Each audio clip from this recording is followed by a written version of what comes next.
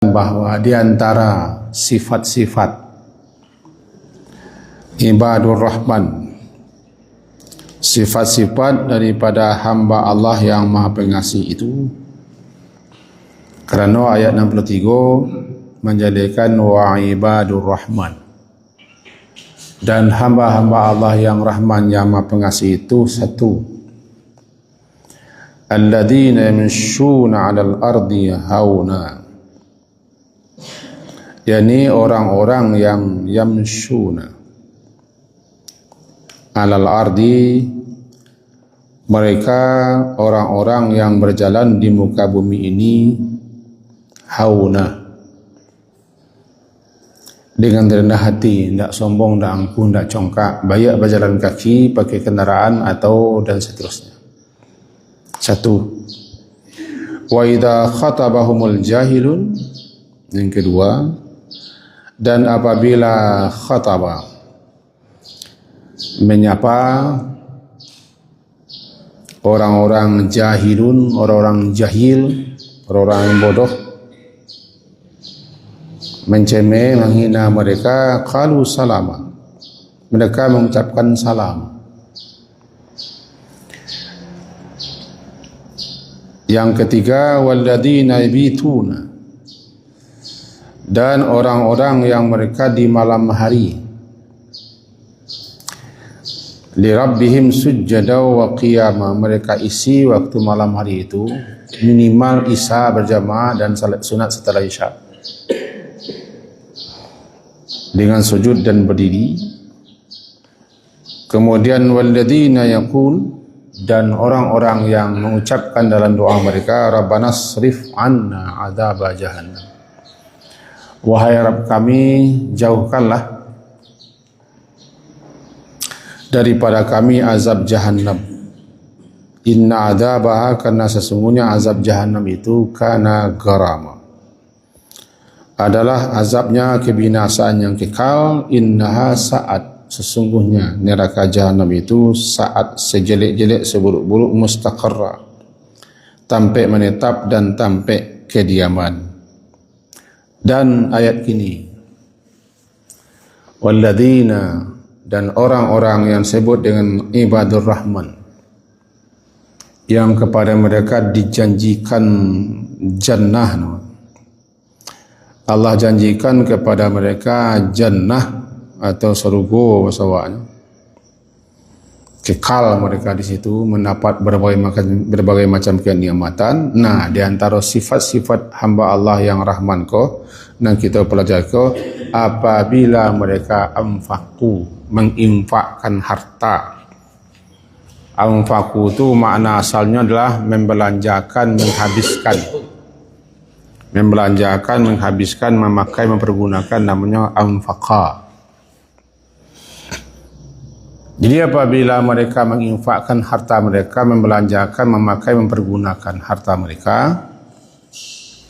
lam yusrifu, tidaklah mereka tu israf, berkelebihan melewati batas ukuran, dan tidak pula yaqturu. Yaqturu ko qatara, artinya pilih sawan. Bahasa Arab kan ada cike, ada pilih. Pilih ko sebenarnya jo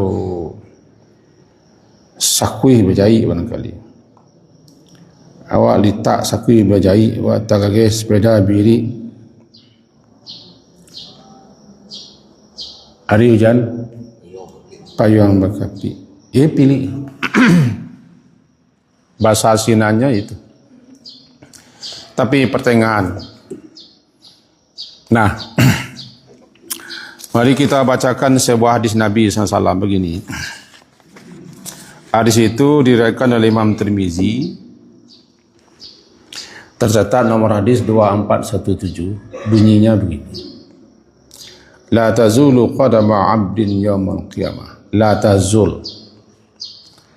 Ana la tazul, la tataharraku wa tansarifu. Sepasang kaki anak Adam, manusia, la tataharrak, tidak akan bergerak, tidak akan bergeser. setiap kita nanti ditampe di mana kita dihisab. Mim maudhi'il hisab, di mana kita berdiri di pengadilan Allah. Sebagian ulama menyatakan ketika itu kita masih bertelanjang, masih tidak punya alas kaki, masih tidak berkitab, menggambarkan kita memang tidak punya dan tidak memiliki serta tidak membawa apa-apa. Bila kita dagih baju, dagih pakaian, wallahu alam, entah bila. Tapi manusia pertama yang dikasih baju adalah Nabi Ibrahim AS. Itu kehormatan kemuliaan Nabi Ibrahim. Manusia pertama yang diberi pakaian setelah mereka berbangkit semuanya bertelanjang, Nabi Ibrahim. Apa rahasianya, hikmahnya maka kita bertelanjang, tidak beralas kaki, tidak berkitab? Pertama, menggambarkan bahwa ketika kita menghadap Allah, tidak ada yang bisa dibanggakan. Karena kita tidak membawa apa-apa, tidak punya apa-apa dan tidak siapa-siapa. Bukankah atribut-atribut tidak ada? Kain kapan itu untuk ke kubur, setibul kubur dibuka, lama-lama lapu habis. Atribut yang ada di dada, ada orang bajuntai banyak, ada lonang gadang tabongkong cik. Ada orang di lengan, ada yang di bahu, ada yang di peci. Itu kan atribut. Ada orang pakai tungkek, ada orang pakaian kebesaran, sifatu loka, sifatu Aladin, macam-macam. Semuanya itu kan atribut-atribut, lambang-lambang yang menunjukkan status kedudukan seseorang di dunia. Setelah mati, taraktum ma khawalnakum, apa yang kami berikan kepada kamu, wara'a zuhurikum, di belakang punggungmu. Surah Al-An'am, surah ke-6 ayat 94. Kamu meninggalkan ma khawalna, apa yang kami berikan kepada kamu di dunia, wara'a zuhurikum, sudahlah di belakang punggung, matilah sebenarnya ditinggal mana. Itulah gambaran kita kematian kan. Setelah mati kita kan dilucuti semua dilucuti, tidak boleh bawa. Andaikan budiahlah mandi itu tanpa pakaian, disudah kita mandian tanpa pakaian, tapi tidak boleh, harus tutupi aurat. Lalu dikasih kapan. Kapan itu kan orang nama disuruh memasang sampai ke lahat. Tiba di lahat kan dibuka talinya. Secara bahasa kapan itu artinya penutup. Jadi jasad kita ditutup karena jasad kita ketika meninggal itu kan berubah. Lebih-lebih yang sakit berubah menjadi pucat. Lain satu dua hamba-hamba Allah tertentu yang masih segar. Itu barangkali kemuliaan. Ya habis. Dibangkit nanti, dibuat jasad baru balik, ya tidak ada. Kama khalaqnakum awwala marrah, sebagaimana kami menciptakan kamu awal pertama kali. Surah Kahfi, tak bisa, habis. Nah, kita dihadapkan ke pengadilan Allah, ke sidang Allah, di mana kita nanti akan dihisab. Sebagian besar ulama menyatakan kita masih polos. Jadi di hadapan Allah tidak ada yang dipanggakan. Bila berpakaian bisa jadi setelah itu, atau bisa jadi sebelum itu, wallahu a'lam. Nah, ketika kita menghadap Allah, termasuk kita bedanya, kalau dalam salat kita menghadap Allah untuk beribadah kepada Allah, membaca Malik Yaumiddin, yang menguasai atau raja di hari pembalasan. Boleh dipanjangkan Maliki Yaumiddin, yang menguasai. Boleh pendek Maliki Yaumiddin, raja di raja. Kedua-duanya untuk Allah. Nah, nanti di akhirat kita berada di hadapan Allah, menghadap Allah untuk mempertanggungjawabkan amal. Kalau dalam salat untuk beribadah. Jadi diajari kita 5 kali sehari semalam paling kurang kita menghadap Allah, berdiri di hadapan Allah. Itu nanti digambarkan dalam syair Az-Zi'ad. Itu orang yang khafa maqama rabbih. Dia takut, sama mana takut nanti ketika mereka akan dihadapkan dan berdiri menghadap Allah dalam keadaan bertelanjang. Kembali kita kepada hadis tadi. Hatta yus'ala an khamsin aun arba sampai 5. Hingga ditanyakan kepadanya tentang 4 hal.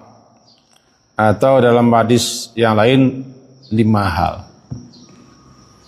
Ditanya itu kan bukan berarti Allah tidak tahu, Allah Maha tahu. Tidak ada yang tersembunyi, tidak ada yang luput, tidak ada yang hilang, tidak ada yang luput dari Allah walaupun samiang. Cuma untuk apa ditanya? Nama saya pengadilan. Pengadilan itu kan gunanya untuk mendapatkan keadilan. Jadi pengadilannya seadil-adilnya nanti di akhirat. Karena yang akan mengadili itu yang maha adil. Di dunia tidak maha adil orang itu, maka tidak adil. Jadi kalau kita mencari keadilan nanti ke akhirat, di dunia tidak ketemu. Berusaha untuk adil ada. Karena yang akan mengadili itu harus orang adil, orang jujur, orang benar. Nah, saya cari di dunia ke orang yang jujur, benar. Barangkali orang bertakwa atau yang mantap imannya. Di proses diadili ketika menghadap Allah itu ada 4 hal atau 5 hal yang Allah Maha tahu semua, tapi proses ada jalani. Yang pertama, intinya jagokan la tataharrak wa tansarif, tidak bergerak, tidak bergeser, tidak beranjak seinci pun, sepasang kaki kita di pengadilan itu sampai ditanyakan 4 hal atau 5 hal. Yang pertama an umrihi atau an umurihi, tentang umurnya. Kata sebagian ulama, umur risiko adalah umur yang akan dipertanggungjawabkan, umur baligh sampai sebelum pikun. Sebab umur pikun tidak dipertanggungjawab oleh orang pikun tu orang lah hilang semua. Wa man nu'ammirhu nunakkishu fil khalqi. Siapa yang kami panjangkan umurnya, kami kembalikan balik awal semula penciptanya lemah, bahkan segala yang diingat, segala yang nyo tahu hilang. Dikaila ya'lam, sehingga nyo tak tahu lah. Jadi umur yang nanti dipertanggungjawabkan umur cakap tu salamu hidup manga. Sesuai dengan syarah hadis ke. Sepanjang hidupnya, waktunya selama hidup untuk apa diisinya? Untuk apa dipakai? Kama umur cakap dipergunakan. Penembari. Kalau kita umur 60, ambo 61, berarti taruhlah saja umur 5 balik. Karena ada 45 tahun umur yang akan dipertanggungjawab tu.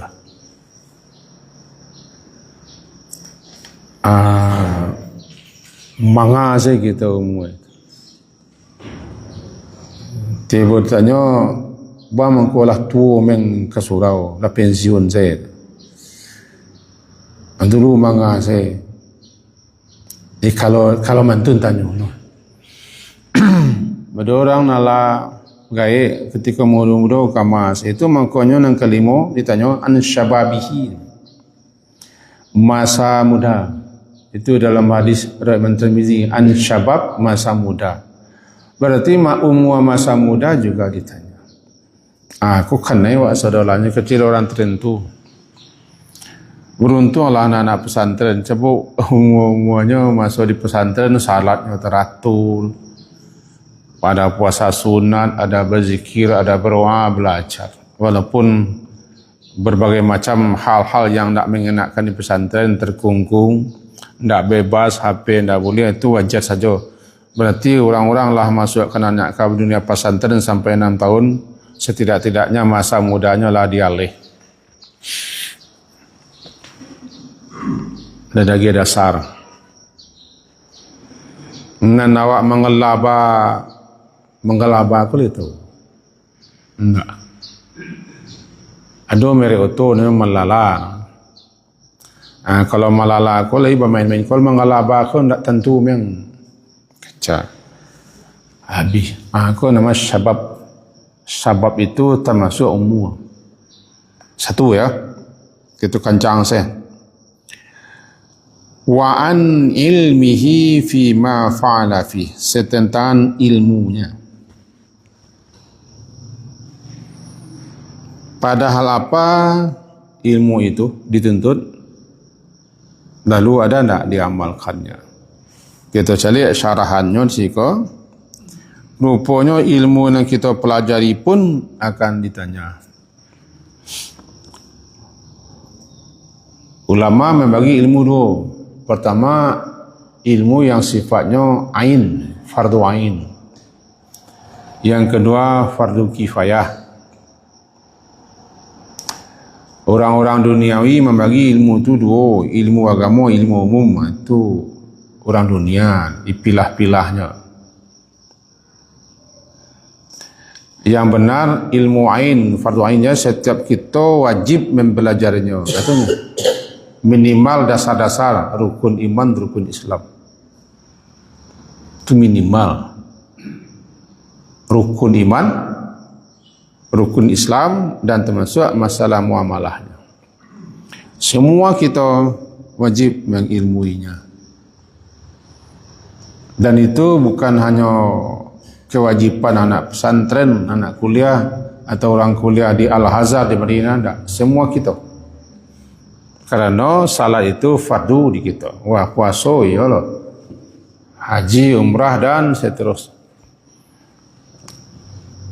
Mendalami baru tidak masing-masing kita. Kalau mendalami maksud ilmu tafsir mendalaminya.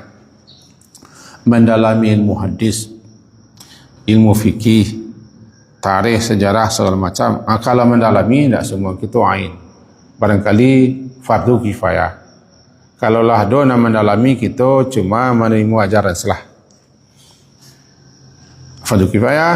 Nah, ilmu keduniawian itu sifatnya fardu kifayah. Aduh, tidak semua kita, tidak setiap pribadi. Menjadi senior tidak semuanya, menjadi presiden tidak semuanya, menjadi mentari tidak semuanya, menjadi tukang caca tidak semuanya. Kalau lah ada orang, tidak baik tidak. Nah, yang kita pelajari kini adalah ilmu apa yang dipelajari, kemudian ada tidak dipakai, diamalkan. Yang beda ilmu tentang agama, tentang syariat sangat tipis, minim sekali, awamnya. Bicara tentang dunia begitu pandai, begitu bijak, luar biasa. Jadi praktisi, jadi narasumber, narapidana, menjadi pakar, pakir, macam-macam lah namanya. Malu ada narapidana. Pokoknya lah, bicara dunia salah saya ini, saudara. Tapi samyang pun ilmunya tentang syariatnya, barangkali tidak ada, atau ada sedikit. Malang lah orang. Sangat malang. Karena fardu ain. Kewajiban atas setiap diri. Nanti ditanya akhirat. Kami tidak akan menjadi ulama. Dia mempelajari agama pun tidak kewajiban ulama. Ulama itu mendalami. Yang akan mengajar. Salat kita kan tidak harus ulama mempelajari salat dah. tentang wuduknya, tentang tayamumnya, tentang najisnya segala macam. Lalu cabang-cabang-cabangnya. Dua tu. Iko sela kelabakan gadang gitu. Apalagi ilmu yang dipelajarinya ilmu yang untuk menyebabkan dia sombong, angkuh, durhaka, lalai. Lebih-lebih lagi ilmu yang dipelajarinya untuk sifatnya ria. Hati-hati. Ilmu yang semestinya dipelajari untuk kerana Allah, tapi dipelajarinya untuk naik pangkat, untuk menambah gaji, untuk mendapatkan duniawi. Itu berbahaya. Tidak boleh seseorang meniatkan mendalami ilmu syariat untuk memperoleh jabatan kedudukan. Ada sekian hadis yang menjelaskan. Murni salah menuntuinya, mempelajarinya. Lalu masalah gaji honor tu masalah lain. Memilahnya nak perlu. Yang kedua, yang ketiga ya, capek sih. An malihi, aku kaji wakini. Tentang malihi, hartanya. Min aina, daripada mana iktasabahu, dari mana dia mengusahakannya, wa fima anfaqahu, dan pada hal apa saja dia infakkan, dia nafkahkan, dia belanjakan, dia gunakan, dia pakai dan dia habiskan harta. Yani harta yang dikumpulnya, yang dicari-carinya,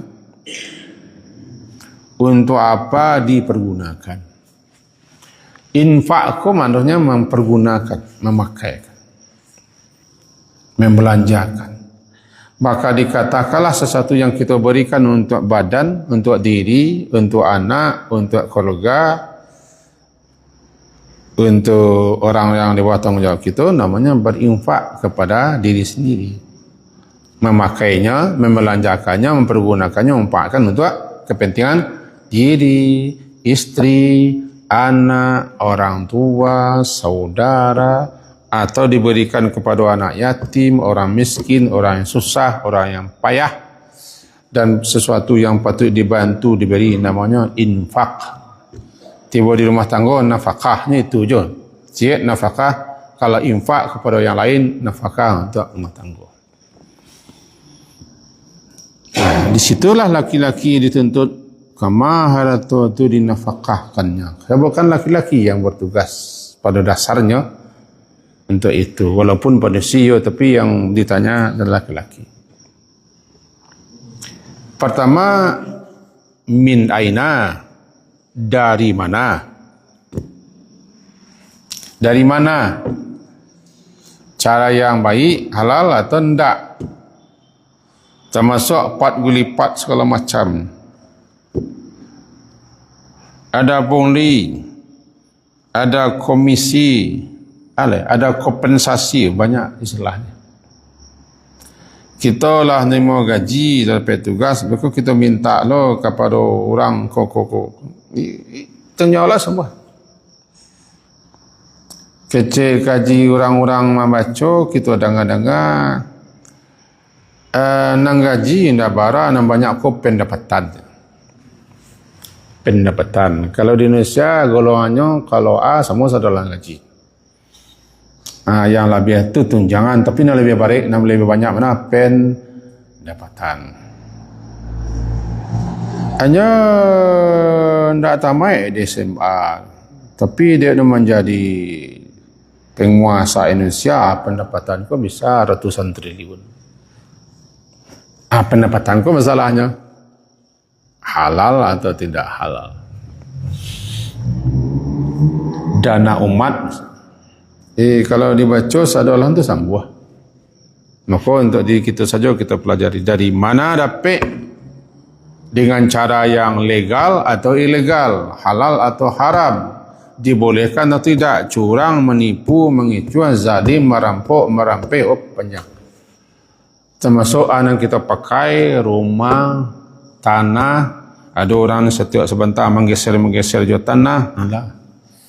Menggeser tabiang, menggeser tabik, ada orang tuntut menuntut sampai ke pengadilan, semuanya harta. Alladzi jama'a mal.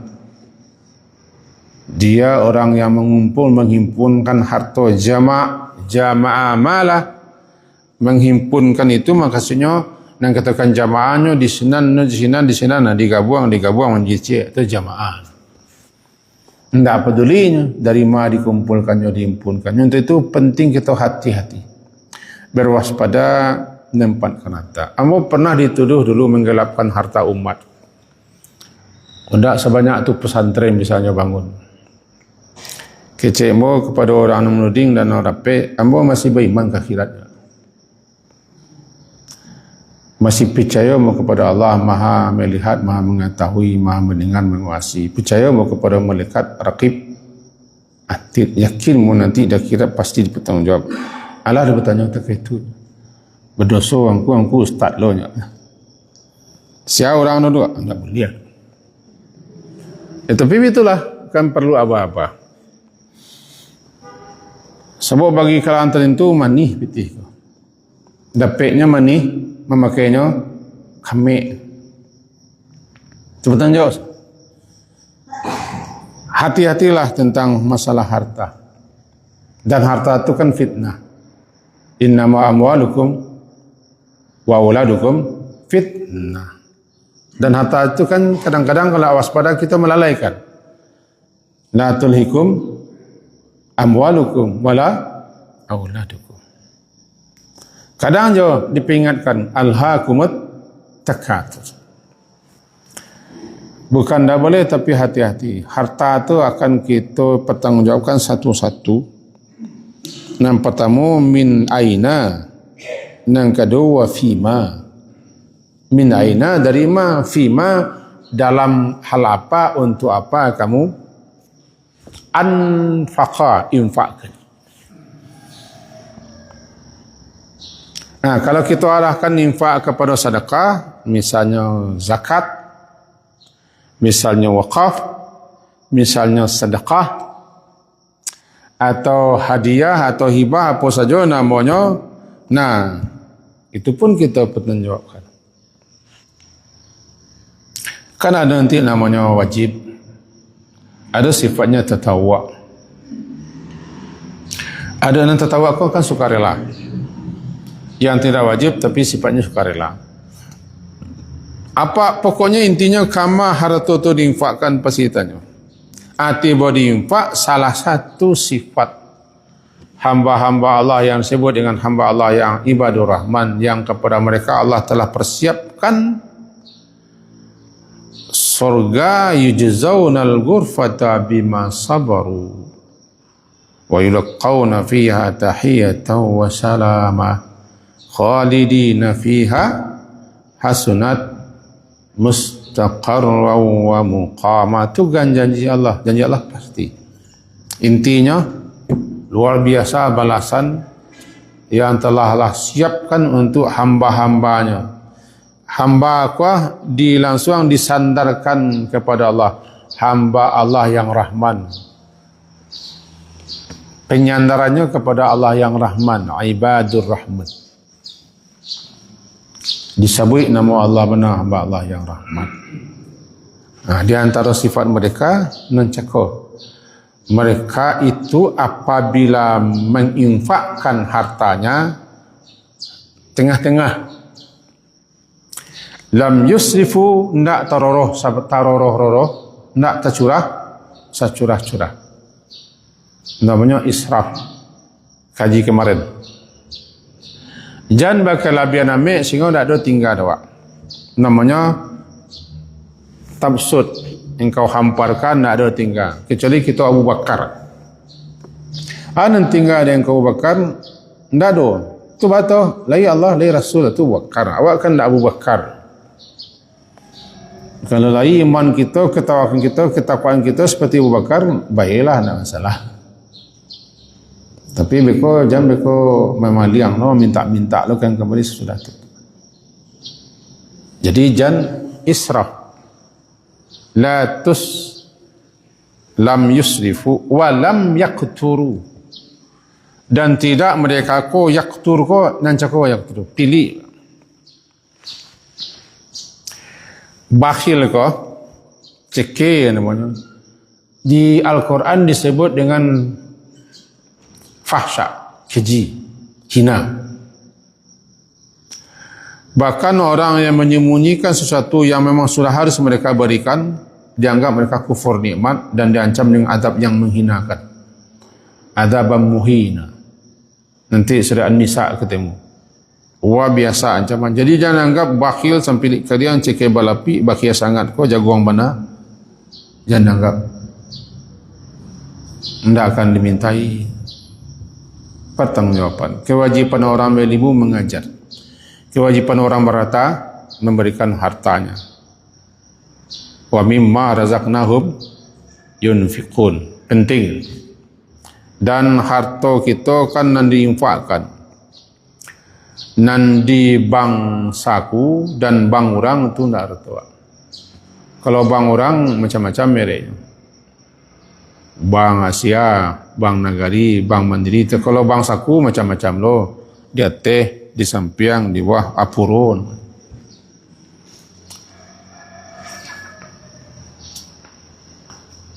Nan punya kita ndak di bank tu dah. Nalah kita berikan. Fakir miskin, anak yatim, orang susah, orang payah itu tampak menitip.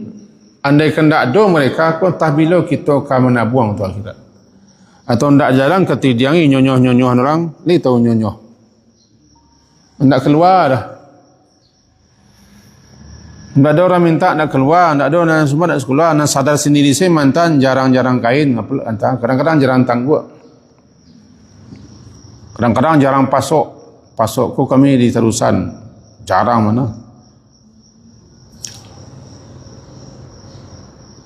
Jadi orang fakir, orang miskin, orang susah semacam itu tampik kita menitip, tampik berkecil.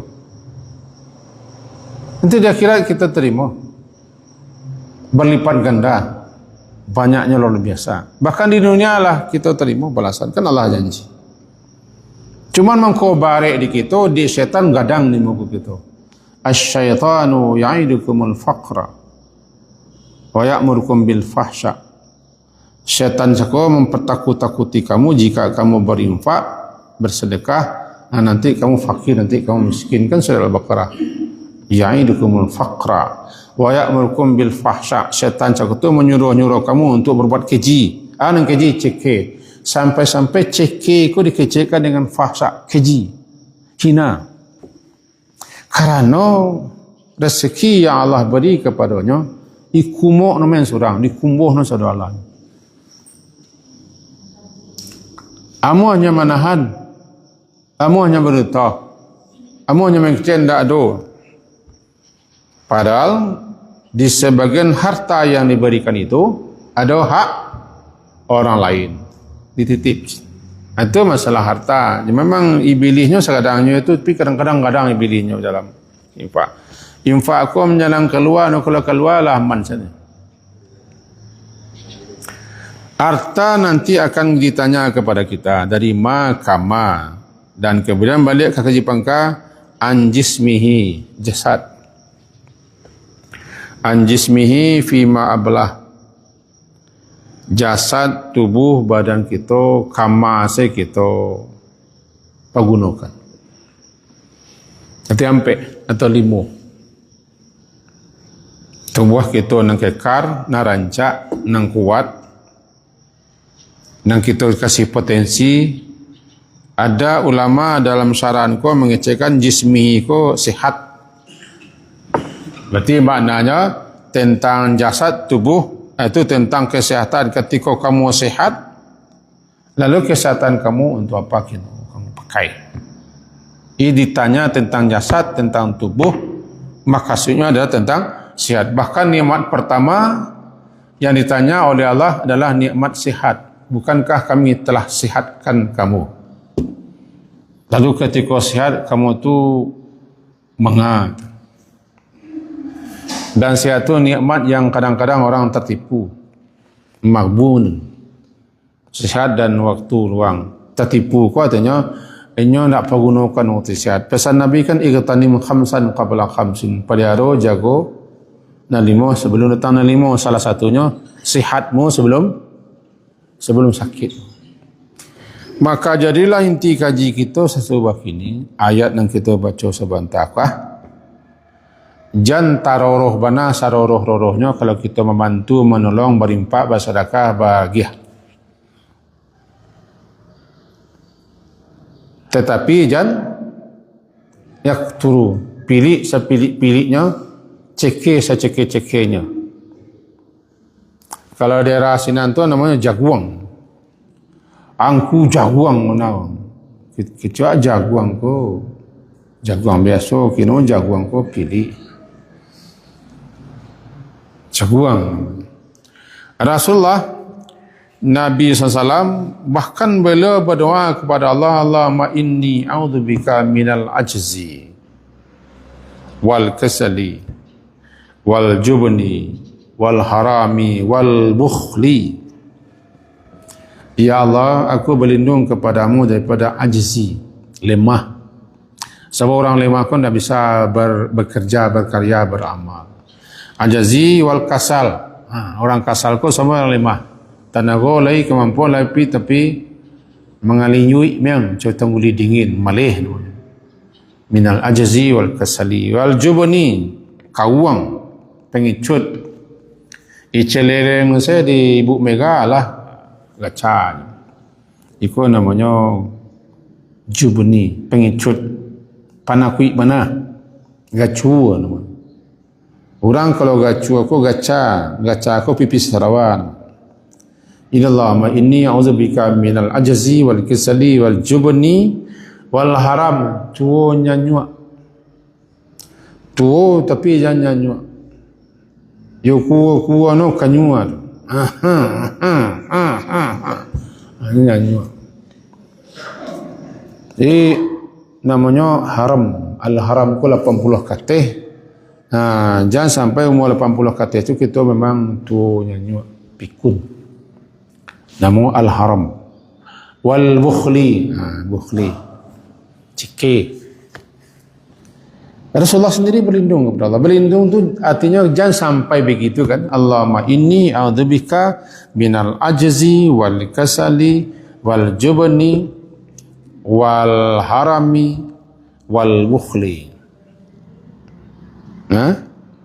Wa a'udzubika min adzabil qabri wa min fitnatil mahya wal mamat. Kau sudah salat dibaca Nabi. Allahumma inni a'udzubika minal ajzi, lemah, wal kasali, malas, wal jubni, pengecut,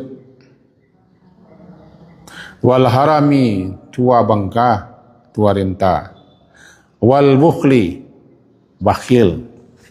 Wa a'udzubika min adzabil qabri. Yang keenam, aku berlindung kepadamu ya Allah daripada azab kubur yang pasti ada. Yang ketujuh, wa min fitnatil mahya wal mamat, daripada cobaan-cobaan, ujian-ujian ketika hidup, ketika mati. Kita berlindung jangan supaya gagal melewatinya. Doa Nabi ko dibaca setelah salat. Dalam salat juga boleh, ketika sujud juga boleh, sebelum Assalamualaikum juga boleh. Itu pentingnya kita memahami itu supaya kita tahu bahawa bakhil ko suatu penyakit yang sangat berbahaya. Sangat berbahaya. Tetapi orang ko boros berbahaya aja. Boros untuk hal-hal yang sifatnya duniawi, hal-hal yang untuk maksiat lebih berbahaya. Membantu untuk acara hahaha, aku gampang saya. Tapi membantu anak yatim, orang susah, tu tanya no sebalik negari, nak sebalik pinggang, sebalik negari. Mereka kalau hasil 5,000. Tapi kalau untuk hal-hal yang sifatnya aja kok, bisa 5 juta, bisa 10 juta. Siapa orang lah. Kan orang. Tak ada, tak orang tu kata tu. Orang. Kaji kita mentun. Inilah pokok. Semoga kita kaji amalia-amalia harian ko mengenang-enang kita yang kadang-kadang terlewatkan, terabaikan, terlalaikan, kita kaji, kita pelajari, rupanya kita termasuk ke dalamnya beko. Demikian doa kita kepada Allah. Berulang balik nak cakap, Allahumma inni a'udzubika minal jubni minal ajzi. Terbalik. Allahumma inni a'udzubika minal ajzi wal kasali wal jubni wal kadang ya, wal harami wal bukhli wa a'udzu bika min adabil qabri nakanam wa min fitnatil mahya wal mamat. Artinya, ya Allah, aku berlindung kepadamu daripada lemah ajazi, daripada kasal malas, daripada jubni pengecut, daripada al-harami tua renta, wal bukhli daripada pilih cekeh.